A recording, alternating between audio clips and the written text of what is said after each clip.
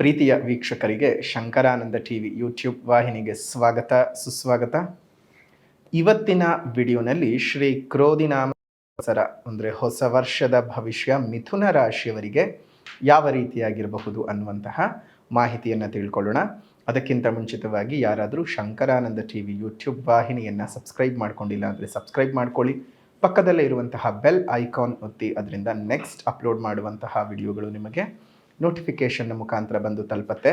ಹೊಸ ಹೊಸ ಮಾಹಿತಿಗಳನ್ನು ತಿಳ್ಕೊಳ್ಳೋದಕ್ಕೆ ಸಾಧ್ಯವಾಗುತ್ತೆ ಅಂತ ತಿಳಿಸ್ತಾ, ಈ ಒಂದು ಕ್ರೋಧಿ ನಾಮ ಸಂವತ್ಸರ ಹೊಸ ವರ್ಷ ಶೋಭಕೃತ್ ಮುಗಿದು ನಿಮಗೀಗ ಶುರುವಾಗುವಂತಹ ವರ್ಷವೇ ಕ್ರೋಧಿ. ಈ ವರ್ಷ ಅಂತ ಹೆಸರೇ ಒಂದು ರೀತಿಯಾಗಿ ನಮಗೆ ಅಶುಭದ ವಾತಾವರಣವನ್ನು ಸೂಚನೆ ಮಾಡ್ತಕ್ಕಂಥದ್ದು. ಅಂಥದ್ರಲ್ಲಿ ಮಿಥುನ ರಾಶಿಯವರಿಗೆ ಹೇಗಿದೆಯಪ್ಪ ಭವಿಷ್ಯ ಅಂತ ನೋಡಿದಾಗ ನೋಡಿ, ಪ್ರಮುಖವಾಗಿ ಹೊಸ ವರ್ಷದ ಭವಿಷ್ಯವನ್ನು ನಾವು ತುಲನೆ ಮಾಡ್ತಕ್ಕಂಥದ್ದು ಶನಿ ಮತ್ತು ಗುರುಬಲದ ಆಧಾರದ ಮೇಲೆ. ಯಾಕಂದರೆ ದೀರ್ಘಕಾಲವಾಗಿ ಫಲವನ್ನು ಕೊಡ್ತಕ್ಕಂಥದ್ದು ವರ್ಷಾನುಗಟ್ಟಲೆ ಶನಿ ಮತ್ತು ಗುರು. ಅದಾದ ನಂತರ ರಾಹು ಕೇತು ಪ್ರಮುಖ ಸ್ಥಾನ ಅಂತ ಬಂದಾಗ ಈ ಶನಿ ಮತ್ತು ಗುರುವಿಗೆ ನಾವು ಪ್ರಮುಖ ಸ್ಥಾನಮಾನವನ್ನು ಕೊಡ್ತಕ್ಕಂಥದ್ದು. ಈ ರೀತಿಯಾಗಿ ನೋಡೋದಾಯಿತು ಅಂದರೆ ನಿಮಗೆ ಹೊಸ ವರ್ಷ ಪ್ರಾರಂಭವಾಗಿ ಸ್ವಲ್ಪ ದಿನಗಳಲ್ಲೇ ಗುರುಬಲವು ಹೋಗ್ತದೆ. 12ನೇ ಮನೆ ದ್ವಾದಶ ಸ್ಥಾನಕ್ಕೆ ಬರ್ತಕ್ಕಂಥದ್ದು.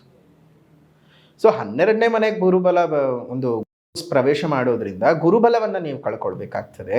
ಅದೇ ರೀತಿಯಾಗಿ ಶನಿಯ ಸ್ಥಾನಮಾನವನ್ನು ನೋಡಿದಾಗ 9ನೇ ಮನೆಯಲ್ಲಿ ಇದ್ಕೊಂಡು ಭಾಗ್ಯೋದಯವನ್ನು ಕಡಿಮೆ ಮಾಡ್ತಾ ಶನಿಯ ವೀಕ್ಷಣಾ ಸ್ಥಾನವಾದಂತಹ ಏಕಾದಶ ಸ್ಥಾನ ಅಂದರೆ ಲಾಭ ಸ್ಥಾನದ ವೀಕ್ಷಣೆ ಬರೋದ್ರಿಂದ ಇಷ್ಟು ದಿನ ಅಲ್ಲಿ ಗುರುವಿದ್ದರಿಂದ ನಿಮಗೆ ಲಾಭಾಂಶಗಳಲ್ಲಿ ಅಂತಹ ಕೊರತೆಗಳು, ಪೆಟ್ಟುಗಳು, ಏರಿಳಿತಗಳು ಆಗ್ತಾ ಇರಲಿಲ್ಲ. ಆದರೆ ಇನ್ನು ಮೇಲೆ ಅವೆಲ್ಲವೂ ಸಹ ಗುರುವಿನ ಸ್ಥಾನದ ಪರಿವರ್ತನೆಯ ಆದ ನಂತರದಲ್ಲಿ ನಿಮಗೆ ಆಗುವಂತಹದ್ದಾಗತ್ತೆ. ತುಂಬ ಹುಷಾರಾಗಿರಬೇಕು ಮಿಥುನ ರಾಶಿಯವರು. 2024 ಬಹು ಜಾಗ್ರತೆಯಾಗಿ ನಿಮ್ಮ ಬದುಕನ್ನು ನೋಡ್ಕೊಂಡು ಹೋಗಬೇಕು. ಅದೇ ರೀತಿಯಾಗಿ ನಿಮ್ಮ ಜನ್ಮ ಜಾತಕದಲ್ಲಿ ಏನಾದರೂ ಒಳ್ಳೆ ರೀತಿಯ ಶುಭಗ್ರಹದ ದಶಾಭುಕ್ತಿಗಳು ನಡೀತಾ ಇದ್ದರೆ ಆಲೋಚನೆ ಮಾಡೋದು ಬೇಡ. ಏನಾದರೂ ಅಶುಭ ಗ್ರಹದ ಒಂದು ದಶಾಭುಕ್ತಿಗಳು ನಡೀತಿದ್ರೆ ಪರಿಹಾರವನ್ನು ಮಾಡಿಕೊಳ್ಳೇಬೇಕಾಗುತ್ತೆ. ಏನು ಯೋಚನೆ ಮಾಡೋದು ಬೇಡ. ದೈವಾಶೀರ್ವಾದವನ್ನು ಪಡ್ಕೊಳ್ಬೇಕು. ನಾವು ದೈವಾಶೀರ್ವಾದವನ್ನು ಪಡ್ಕೊಂಡಾಗ ನಮ್ಮ ಜೀವನದಲ್ಲಿ ಎಲ್ಲವೂ ಸಾಧ್ಯ. ಸೊ ನಿಮ್ಮ ಬದುಕಿನಲ್ಲಿ ಇಲ್ಲಿ ಗುರು 12ನೇ ಮನೆಗೆ ಬರ್ತಾ ಇರೋದ್ರಿಂದ ಏನಾಗುತ್ತೆ, ಕೆಲಸ ಕಾರ್ಯಗಳಲ್ಲಿ ವಿಘ್ನ, ನಿಮ್ಮ ಮನೆಯೊಳಗಡೆ ಅಷ್ಟು ಸ್ವಲ್ಪ ಶಾಂತಿಗಳು ನೆಲೆಸೋದು ಅಸಾಧ್ಯವಾಗ್ತದೆ.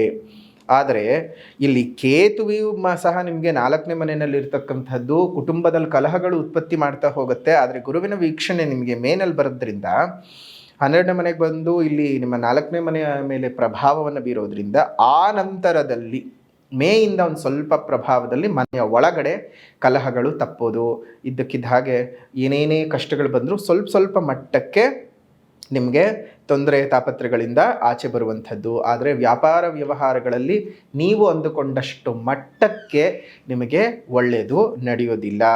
ಎಲ್ಲೋ ಒಂದು ಕಡೆ ನಿಧಾನಗತಿ, ಸ್ಲೋ ಆಗೋದು. ವ್ಯಾಪಾರ ವ್ಯವಹಾರಗಳಲ್ಲಿ ಬರುವಂತಹ ಹಣಕಾಸುಗಳು ಸರಿಯಾದ ಸಮಯಕ್ಕೆ ಬರಲ್ಲ, ಎಲ್ಲೋ ಒಂದು ಕಡೆ ಸ್ಟ್ರಕ್ ಆಗುವಂಥದ್ದು. ಮಿಥುನ ರಾಶಿಯವರು ಬರೆದಿಟ್ಕೊಳ್ಳಿ, ಈ ವರ್ಷದಲ್ಲಿ ಏನಾದರೂ ನೀವು ಯಾರಿಗಾದರೂ ಸಹಾಯ ಮಾಡ್ತೀನಿ ಅಂತ ಹೋದರೆ ಆ ಸಹಾಯ ನಿಮಗೆ ಮುಳ್ಳಾಗತ್ತೆ. ಹುಷಾರು. ಯಾವುದೇ ಕಾರಣಕ್ಕೂ ಹಣಕಾಸಿನ ಸಹಾಯ, ಮಾರಲ್ ಸಪೋರ್ಟು, ಮತ್ತೊಂದು ಕೊಡ್ತೀನಿ ಮಗದೊಂದು ಕೊಡ್ತೀನಿ, ದಯವಿಟ್ಟು ಹೋಗಬೇಡ್ರಿ. ಹೋಗೋದ್ರಿಂದನೇ ಸಮಸ್ಯೆಗಳು. ನಿಮಗೇನಾಗುತ್ತೆ, ಅವರು ಒಳ್ಳೆಯವರೋ ಕೆಟ್ಟವರೋ ಎರಡನೇ ವಿಚಾರ, ನಿಮ್ಮ ಟೈಮ್ ಚೆನ್ನಾಗಿಲ್ಲ. ನಾವು ಬೇರೆಯವ್ರಿಗೆ ಬೈಯೋದಕ್ಕಿಂತ ಅವ್ರು ನಮಗೆ ಮೋಸ ಮಾಡಿದರು, ಇವ್ರು ನಮಗೆ ಮೋಸ ಮಾಡಿದರು, ಅವರಿಂದ ಅನ್ಯಾಯ ಆಯಿತು, ಇವರಿಂದ ಅನ್ಯಾಯ ಆಯಿತು ಅಂತ ಬೇರೆಯವರನ್ನು ದೂಷಣೆ ಮಾಡೋದ್ರ ಬದಲು ನನ್ನ ಟೈಮ್ ಚೆನ್ನಾಗಿರಲಿಲ್ಲ ಅದಕ್ಕೆ ಅವ್ರು ಹಾಗೆ ನಡ್ಕೊಂಡ್ರು ಅಂತ ನೀವು ಯೋಚನೆ ಮಾಡಬೇಕು. ಅದು ಮುಖ್ಯ. ಟೈಮ್ ಚೆನ್ನಾಗಿಲ್ಲದೆ ಇದ್ದಾಗ ಪ್ರತಿಯೊಬ್ಬರಿಗೂ ಸಹ ಕೆಡುಕುಗಳು ಉಂಟಾಗ್ತಾನೆ ಹೋಗುತ್ತೆ. ಹುಷಾರಾಗಿ ಇರಬೇಕು. ಈ ಒಂದು ಮಿಥುನ ರಾಶಿಯವರು ಸುಮ್ಮನೆ ವೃಥಾ ತಿರುಗಾಟಗಳು ಜಾಸ್ತಿ ಆಗುವಂಥದ್ದು. ಜೊತೆಗೆ ಇದ್ದಕ್ಕಿದ್ದ ಹಾಗೆ ಆರೋಗ್ಯದಲ್ಲಿ ತೊಂದರೆ ಉಂಟಾಗ್ಬಿಡುತ್ತೆ. ಹಣದ ಹರಿವು ನಿಮಗೆ ಬರ್ತಿದ್ರು ನೋಡಿ, ಆದಾಯ ನಿಮಗೆ 5 ಇದೆ, ವ್ಯಯನೂ ಸಹ 5 ಇರ್ತಕ್ಕಂಥದ್ದು ಈ ವರ್ಷ. ಎಷ್ಟು ಸಂಪಾದನೆ ಎಷ್ಟು ಜಾಸ್ತಿ ಮಾಡ್ತೀರೋ ಅಷ್ಟೇ ಖರ್ಚು ಬಂದು ಸೇರ್ಕೊಳ್ಳುತ್ತೆ. ಹಾಗಂತ ಹೇಳಿ ಸಂಪಾದನೆ ಮಾಡಿದ್ರೆ ತಾನೇ ಖರ್ಚಾಗುತ್ತೆ ಅಂತ ಕೂತ್ಕೊಳ್ಳೋಕೆ ಹೋಗ್ಬೇಡ್ರಿ. ಸಂಪಾದನೆ ಮಾಡಬೇಕು, ಒಳ್ಳೆ ರೀತಿಯಲ್ಲಿ ನಿಮಗೆ ಅದನ್ನು ಉಳಿಸ್ಕೊಳ್ಳೋದಕ್ಕೆ ಆಗೋದಿಲ್ಲ. ಸ್ವಲ್ಪ ಮನೆಯಲ್ಲಿ ಗಂಡ ಹೆಂಡತಿಯ ನಡುವೆ ಒಂದಿಷ್ಟು ಕಲಹಗಳು, ವಾಹನದ ಸೌಖ್ಯ ಇರ್ತಕ್ಕಂಥದ್ದು, ಹೊಸ ವಾಹನಗಳನ್ನು ತೆಗೆದುಕೊಳ್ತೀರಿ, ಸಂತಾನದ ಭಾಗ್ಯ ಸಹ ಒಂದು ಶುಭವಾರ್ತೆ ಇರ್ತಕ್ಕಂಥದ್ದು. ಶತ್ರುಕಾಟಗಳು ಸ್ವಲ್ಪ ಜಾಸ್ತಿ ಆಗುತ್ತೆ ಈ ಒಂದು ಮಿಥುನ ರಾಶಿಯವರಿಗೆ. ಜಾಗ್ರತೆಯಾಗಿರ್ತಕ್ಕಂಥದ್ದು ತುಂಬಾ ಒಳ್ಳೆಯದು. ಸೊ ಹಾಗಾಗಿ ಮಿಥುನ ರಾಶಿಯವರಿಗೆ ಇದು ಯಾಕೋ ಅಷ್ಟೊಂದು ಸಮಂಜಸವಲ್ಲದ ವರ್ಷ. ನಿಮ್ಮ ಜಾತಕನೊಮ್ಮೆ ತೋರಿಸ್ಕೊಳ್ಳಿ.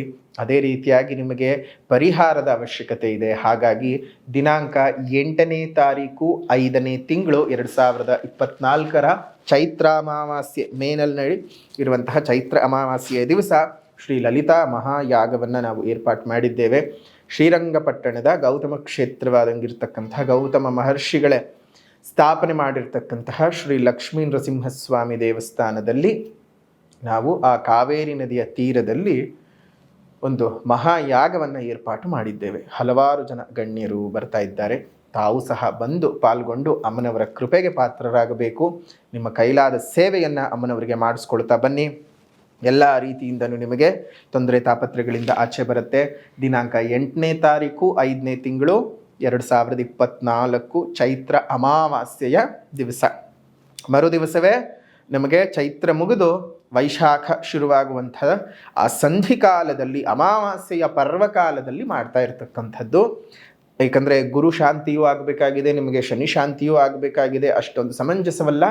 ಸ್ವಲ್ಪ ಜಾಗ್ರತೆಯಾಗಿರೋದು ಒಳ್ಳೆಯದು. ಆ ಪೂಜೆಗೆ ಬಂದು ಪಾಲ್ಗೊಳ್ಳಿ ಮಿಥುನ ರಾಶಿಯವರು. ಅನುಕೂಲತೆಗಳು ಜಾಸ್ತಿ ಉಂಟಾಗುತ್ತೆ. ಇನ್ನು ಸಾಮಾಜಿಕ ಪರಿಹಾರ, ಆಧ್ಯಾತ್ಮಿಕವಾದ ಪರಿಹಾರ.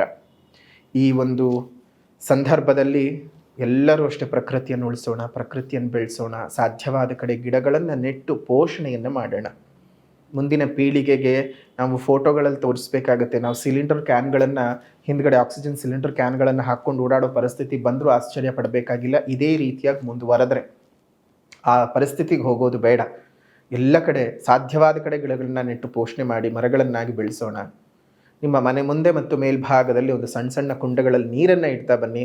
ಅದರಿಂದ ಎಷ್ಟೋ ಪ್ರಾಣಿ ಪಕ್ಷಿಗಳಿಗೆ ತುಂಬ ಸಹಾಯಕವಾಗುತ್ತೆ. ಅದು ಈ ಬೇಸಿಗೆಯಂತಹ ಬಿಸಿಲು ಕಾಲದಲ್ಲಂತೂ ಎಷ್ಟೋ ಪ್ರಾಣಿಗಳಿಗೆ, ಪಕ್ಷಿಗಳಿಗೆ ಕುಡಿಯೋಕೆ ನೀರಿಲ್ಲದೆ ಸತ್ತು ಹೋಗ್ತಾ ಇದ್ದಾವೆ.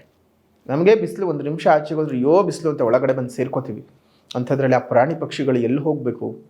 ಎಲ್ಲೋ ಇತ್ತು ಮರ, ಅಲ್ಲಿ ಹೋಗಿ ಕೂತ್ಕೊಳ್ಳೋದು ಪಕ್ಷಿಗಳು. ಮರದ ನೆರಳಲ್ಲಿ ಪ್ರಾಣಿಗಳು ಕೂತ್ಕೊಳ್ಳೋವು. ಈಗ ಮರಗಳು ಇಲ್ಲ, ಏನೂ ಇಲ್ಲ. ಮನೆ ಮುಂದೆ ಬಂದು ಕೂತ್ಕೊಂಡ್ರೆ ಒಡೆದೋಡಿಸ್ತೀರಿ. ಆ ಪರಿಸ್ಥಿತಿ. ದಯವಿಟ್ಟು ಪ್ರತಿಯೊಬ್ಬರು ಪ್ರಾಣಿಗಳಿಗೆ ಸಹಕರಿಸಿ. ನಮ್ಮ ಹಾಗೆ ಅವು ಜೀವಗಳಲ್ವಾ. ಇದರಿಂದ ದೇವರು ನಿಮ್ಮನ್ನು ಮೆಚ್ಚಿಕೊಳ್ಳುವಂಥ ಕೆಲಸವಾಗುತ್ತೆ. ಇನ್ನು ಅದೇ ರೀತಿಯಾಗಿ ಈ ವರ್ಷ ನೀವು ಯಾವ ದೇವರನ್ನು ಆರಾಧನೆ ಮಾಡಬೇಕು ಅಂದರೆ ಶ್ರೀಕೃಷ್ಣನನ್ನು ಆರಾಧನೆ ಮಾಡ್ತಾ ಬನ್ನಿ. ಶ್ರೀಕೃಷ್ಣ ದೇವರ ಪೂಜೆಯನ್ನು ಮಾಡ್ತಾ ಬನ್ನಿ. ಅದರಲ್ಲೂ ಮಧುರಾಷ್ಟಕಂ ಸ್ತೋತ್ರದ ಪಠಣದಿಂದಾಗಿ ಇನ್ನಷ್ಟು ಶುಭ ಫಲಗಳು ಉಂಟಾಗುತ್ತೆ. 5ನೇ ತಿಂಗಳು 2024 ಲಲಿತಾ ಮಹಾಯಾಗಕ್ಕೆ ಬರೋದು ಮರಿಬೇಡಿ. ತಮ್ಮೆಲ್ಲರಿಗೂ ಶುಭವಾಗಲಿ. ಮಿಥುನ ರಾಶಿಯವರ ಶ್ರೀ ಕ್ರೋಧಿ ನಾಮ ಸಂವತ್ಸರದ ಫಲಗಳನ್ನು ತಿಳ್ಕೊಂಡಿದ್ದಾಯ್ತಲ್ಲ.